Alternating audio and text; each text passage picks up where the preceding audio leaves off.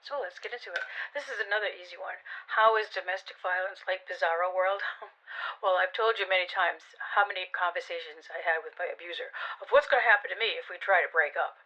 And I might point out that in my relationship now, where I've been married for 38 years, we have had that conversation 0 times. What's going to happen to me if we break up? Now, of course, couples talk about what's breaking up going to be like and all that stuff, but never what's going to happen to me if we break up. We've had that conversation 0 times. Domestic violence, daily. But what the bizarro part is when my predator realized I wanted to leave and was getting that feeling, they would say to me, "You don't even care about us? You're not going to fight for this relationship? One little argument? One little argument? That's what they said with their face hanging out. One little argument. Meanwhile, I was somebody's meal. I never saw my family. I never saw my friends. I wasn't allowed to go anywhere. I was hammered right out of a job. Okay?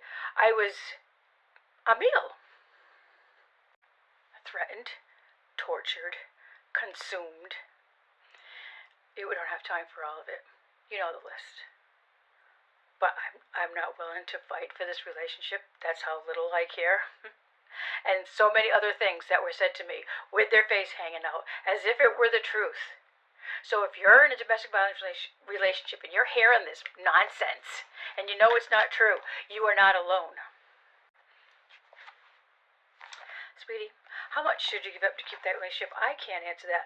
The paperback has journaling in the back and audiobook, gender neutral, because we know it's not just men doing this. To prove it to yourself, you can save this person.